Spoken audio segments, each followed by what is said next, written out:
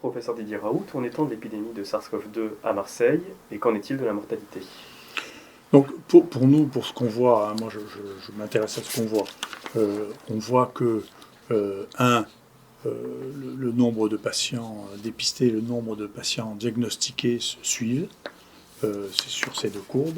Ce qui est très intéressant, d'ailleurs, ce que je n'arrive pas encore à expliquer, c'est comment, si on regarde le pourcentage de positifs, le pourcentage de positifs varie exactement comme le nombre de gens qui se testent. Et les gens se testent d'autant plus qu'il y a un risque plus important qu'ils soient positifs. Et ça, personne ne peut l'expliquer. C'est quelque chose qui est très complexe, qui ne passe pas nécessairement par l'information traditionnelle, mais les gens perçoivent, probablement par des réseaux interhumains, qu'il y a plus de risques, et donc ils viennent plus se faire tester. Et donc c'est très intéressant de voir que la proportion des gens infectés augmente avec le nombre de gens qui se testent. C'est un phénomène que j'avais constaté par ailleurs et qui restait inexpliqué à ma connaissance dans la littérature. Concernant la mortalité, nous ici à l'intérieur de l'IHU, l'âge moyen de la mortalité est à 80 ans. C'est en tenant compte de tout, en tenant compte des gens qui sont passés en réanimation, sur 25 000 personnes. Et ça, c'est la courbe de l'ensemble du CHU. Vous voyez que en fonction des moments, ça varie de 77 ans de moyenne d'âge à 76 ans de moyenne d'âge, qu'en moyenne, ça doit être à 78 ans de moyenne d'âge. Donc chez nous à l'IHU, la mortalité ne change pas, ne peut pas entraîner une diminution de l'espérance de vie, puisque c'est la moyenne de l'espérance de vie. Donc ça veut dire que c'est embêtant, il faut s'occuper des gens, et mieux on s'en occupe, plus ils ont de chances de survivre, de gagner les quelques années qu'ils peuvent gagner encore. Mais ça ne bouleverse pas l'équilibre démographique du pays si on s'en occupe. Il faut faire attention, je le dis, si on s'en occupe, parce qu'il y a des gens jeunes qui peuvent faire des embolies pulmonaires si on ne s'en occupe pas. Nous, on regarde, éventuellement on les anticoagule, on leur donne une anticoagulation en ville. Il faut surveiller leur oxygénothérapie. Nous, on est pour les traiter par ailleurs, mais de toute manière, il faut les prendre en charge, les surveiller, parce qu'il peut y avoir des accidents. Mal compris, il y a des gens qui génétiquement ont une prédisposition à faire des formes graves. Il y a un très gros travail dirigé par Jean-Laurent Casanova, qui a déjà fait 2 papiers dans Science, il y a 2 autres qui sont en cours, pour lesquels on a participé de manière mineure, on a participé, qui montrent qu'il y a des gens chez qui c'est imprévisible parce qu'il y a un facteur génétique qui était inconnu et qui les prédispose à ça. Donc les gens malades doivent être pris en charge, et il faut regarder s'ils n'ont pas de facteurs de gravité inattendus. Donc il n'y a pas que le très grand âge. Malheureusement, une fois de temps en temps, il y a quelqu'un qui est plus jeune et qui a des facteurs inconnus, et donc il faut examiner les gens, il faut les voir, il faut regarder ce qui se passe, et il faut mettre les mesures en place pour éviter, s'il y a une aggravation, qu'elle passe inaperçue. Quelle différence faites-vous entre la notion de recherche et la notion de découverte? Moi, à titre personnel, je suis plus dans une démarche de découverte que d'une démarche de recherche. Bien entendu, la découverte est une partie de la recherche. La différence majeure, si vous voulez, c'est qu'une partie très importante de la recherche est basée sur des hypothèses. Et parfois, ces hypothèses deviennent même toxiques pour les gens qui font de la méthodologie. Si vous voulez, si vous découvrez quelque chose par hasard, vous n'avez pas le droit de l'analyser. Donc ça doit faire partie des objectifs que vous avez définis avant de commencer la recherche. C'est-à-dire que vous ne laissez pas donner aucune place à la chance. Bien sûr, Pasteur disait l'inverse. La chance ne sourit qu'à ceux qui sont préparés, c'est-à-dire qu'à ceux qui savent qu'ils vont avoir des phénomènes inattendus, qu'il y a la chance. Et pour pouvoir les interpréter, il faut y être préparé. Ça, c'est la recherche basée sur les hypothèses. Il y a un autre type de recherche qui est, moi, celui que je pratique, qu'on appelle la recherche basée sur la curiosité. Tiens, je ne comprends pas ce qui se passe là, je vais aller le voir. Ou la recherche basée sur la technologie, c'est-à-dire il y a un nouvel outil, je vais me servir de ce nouvel outil pour voir ce qui se passe. Il se trouve que le XXIe siècle est surtout marqué par cette recherche basée sur les outils, du fait de l'explosion d'outils qui nous permettent de voir les choses qu'on ne voyait absolument pas. Par exemple, pour revenir sur un de mes grands dadas, si vous voulez, la théorie darwinienne avait fini par expliquer qu'il y avait un hominidé qui avait triomphé, qui est l'Homo sapiens, et qui avait détruit toutes les autres hominidés. La génomique a montré que c'était un fantasme hypothétique, qu'en réalité, la plupart des hommes qui vivent actuellement sont des mélanges d'hominidés archaïques, si vous voulez, avec la proportion d'hominidés archaïques différents selon les endroits. Nous, en Europe et en Asie, on a du Néandertal. Les, les gens en Mélanésie, en Polynésie, ont du Denisova. Donc il n'y a pas eu une sous-espèce ou une race qui a dominé, qui a fait disparaître les autres. C'est pas vrai. Ils n'ont pas arrêté de se mélanger. Et plus le temps passe, ça c'est vraiment la génomique, plus le temps passe, plus on se rend compte que c'est une théorie basée sur les outils de l'époque, qui n'est pas du tout vérifiée actuellement, mais c'est extrêmement difficile de faire basculer ça. On voit même dans les meilleurs journaux, j'ai envoyé plusieurs fois des articles là-dessus, c'est un sujet qui m'intéresse beaucoup, puis on a un très bon généticien des origines qui travaille dans l'unité. C'est impossible de faire passer actuellement l'idée qu'il n'y a pas d'ancêtre de l'homme moderne. L'homme moderne est un mélange, c'est une mosaïque d'hominidés anciens, et il n'y avait pas un homo sapiens qui existait et qui persistait jusque-là. Les hommes actuels sont des mélanges. Voilà. Et donc la vision du darwinisme qui évolue au bout de branches qui ne se mélangent pas est une vision qui est complètement fausse, bien sûr. Mais il continue, et si vous lisez ça dans les plus grands journaux, on continue à vous parler des hommes modernes qui vivaient il y a 50 000 ans, alors qu'ils se sont ensuite reproduits, une partie d'entre eux s'est reproduite avec les Néandertaliens, et que vous ne voyez pas spontanément comme ça. Voilà. Donc ça, c'est des découvertes qui sont inattendues, qui sont basées sur les outils nouveaux. Bien entendu, pour nous, la microbiologie, c'est extraordinaire, ce qu'on a pu découvrir depuis qu'on a mis en place ces outils nouveaux. Voilà, donc ça, c'est les différents types de recherche. Nous, bien sûr, la recherche qu'on aime, c'est la recherche découverte. Nous, on découvre des microbes. Et pour ceux qui s'inquiètent éventuellement de savoir ce qu'il y a de vrai et ce qu'il y a de faux, comme tous nos microbes sont déposés quelque part et que toutes nos séquences sont dans des banques de séquences, c'est très facile à vérifier. Ce qu'on a fait, 99% de ce qu'on a fait, c'est de la découverte qui est accessible à tout le monde. Donc, on a découvert 700 bactéries, elles sont dans des collections de bactéries. On a fait le génome de toutes ces bactéries. Qui sont sur des banques de données, tout ça est disponible, c'est des banques de données, ce qui est très difficile, et c'est persistant, c'est-à-dire, c'est la raison d'ailleurs pour laquelle ça m'intéressait, c'est que j'aime bien trouver des choses dont on sait qu'elles peuvent durer plusieurs décennies ou plusieurs siècles, parce qu'elles ne sont pas basées sur des théories, mais sur l'observation. Ça m'intéresse. Une bactérie que vous avez décrite, elle pourra changer de nom, génome que vous avez décrit, il peut y avoir des petites erreurs de séquence, mais c'est là pour 10 000, 100 000 ans. Il n'y a pas d'interprétation, il n'y a pas de variation due à la composition des milieux, qui est tous les problèmes que l'on a avec la recherche basée sur les hypothèses biologiques. Donc c'est cette recherche-là qui s'intéresse, c'est pour cette recherche-là qu'on est connu par tout le monde. Et c'est celle-là qui est le fond de ce qui nous intéresse. Donc ça, c'est basé sur l'observation, c'est basé sur la curiosité, et c'est basé sur l'idée qu'on ne sait pas vraiment ce qu'on cherche et ce qu'on regarde. Pour réussir la découverte, il faut avoir des approches improbables. Si vous pensez comme tout le monde, ou si vous réunissez des gens pour qu'ils découvrent quelque chose, qui ont le même mode de pensée, la chance de découvrir quelque chose est très faible. J'avais été consulté par quelqu'un que j'aime beaucoup, qui est le professeur Ménard, qui avait mis en place le plan Alzheimer. Je lui ai demandé pourquoi il me demandait Alzheimer. Il me dit écoute, tu fais partie des 2 personnes que j'ai envie d'interviewer en dehors des gens qui travaillent sur l'Alzheimer. Il m'a dit mais qu'est-ce que tu penses qui est le plus important? Je lui ai dit écoute, tu sais, je crois que la découverte, c'est ce que décrivait Lautréamont, Jean de Maldoror, il dit beau comme la rencontre fortuite sur une table de dissection d'une machine à coudre et d'un parapluie, c'est-à-dire quelque chose d'improbable. Il faut faire se rencontrer des choses improbables si vous voulez découvrir quelque chose, parce que vous pouvez penser que personne n'a jamais réuni des choses aussi improbables, et que donc ce que vous verrez à la croisée de ça est nouveau. Voilà, donc ça, c'est la recherche pour la découverte. Est-ce que toutes les découvertes scientifiques sont bonnes à dire?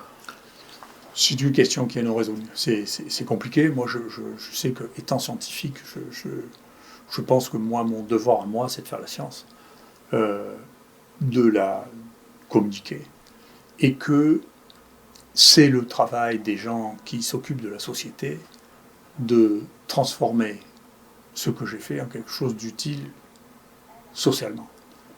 Moi, je n'ai pas, je parle de darwinisme, mais vraiment grand ami me disait au début, ne dis pas ça de Darwin parce que ça va favoriser les créationnistes qui pensent que tout s'est créé selon ce qu'il y avait décrit dans la Bible, ce qui en France, franchement, n'est pas un problème, mais qui est un problème sur le plan international. Aux États-Unis, la moitié des gens pensent que l'évolution n'existe pas et que la création, tout c'est fait comme c'est décrit dans la Bible, il y a 5000 ans.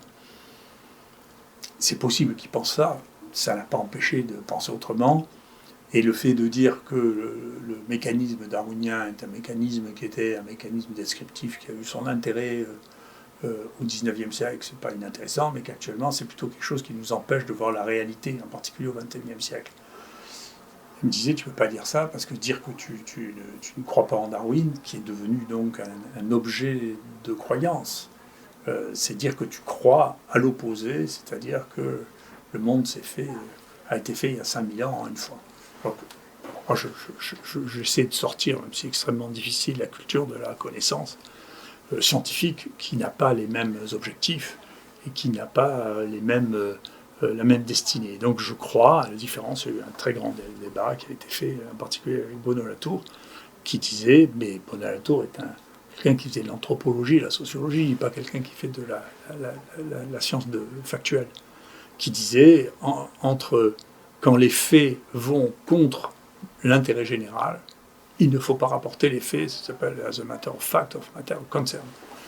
Moi je pense qu'il y a plusieurs rôles, et que le rôle du scientifique, c'est de rapporter les faits qu'il observe. Et ensuite, la traduction de ces faits, c'est un autre métier, mais ce n'est pas le même métier. Moi, je ne suis pas journaliste, c'est même la raison pour laquelle on a créé cette chaîne YouTube, c'est pouvoir exposer les faits sans s'exposer ni leur interprétation, ni leur intérêt social, ni les transformer en se demandant de savoir si c'est bon que les gens le sachent ou s'il n'est pas bon que les gens le sachent. Donc c'est une question qui se pose et à laquelle chacun répond comme il le pense. Moi je pense que nous, notre rôle, c'est de rapporter les faits que nous observons avec un temps modeste sur leur analyse, parce que l'analyse dépend aussi de notre culture et de la manière de le lire. Donc c'est pour ça que j'aime tellement les faits bruts. Nous, quand on rapporte la séquence d'un génome de bactéries, c'est pas tellement soumis à interprétation. Quand on rapporte la découverte d'une bactérie ou de virus géant, Dieu sait quand on a été empoisonné par ça, ou quand on raconte, je sais pas, qu'on a découvert que la peste du Moyen-Âge était bien Yersinia pestis, même si ça a fait des drames dans la presse, pour nous c'était assez banal, c'était factuel, puis point final.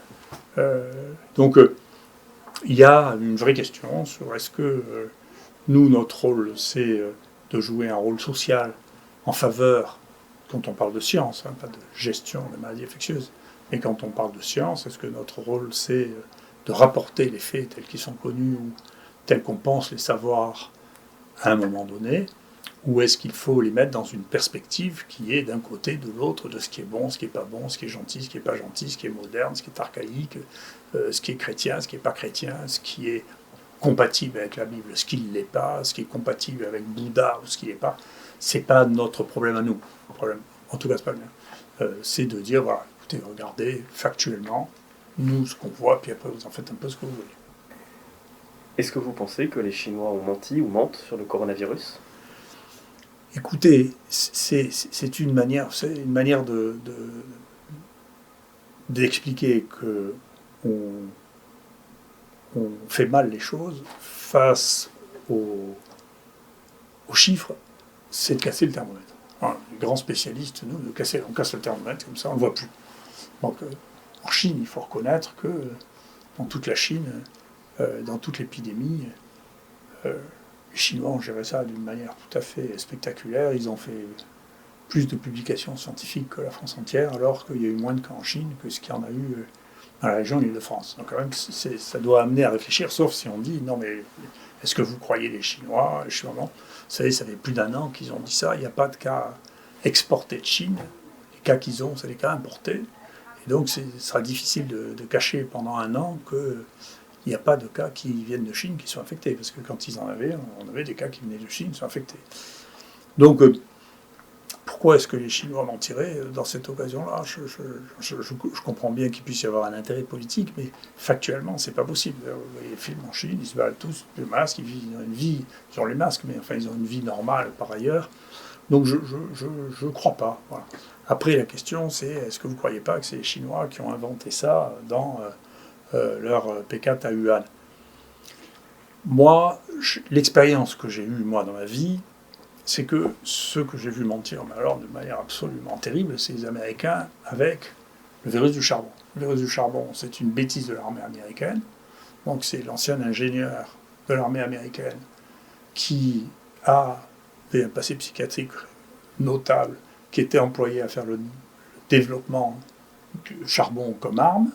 Quand on a fermé son laboratoire, c'est pas ce qui s'est passé, mais quand le charbon est arrivé aux États-Unis, et aux États-Unis seulement, parce que ça a été un fantasme absolument terrible, mondial, partout, on parle partout, on continue à parler charbon, mais il n'y a qu'aux États-Unis où ça s'est passé dans ces années récentes. Le seul endroit qu'on connaît où ça soit passé avant chez les hommes, c'était en Russie avec Ekaterinbourg, là aussi issu d'un laboratoire militaire mal sécurisé.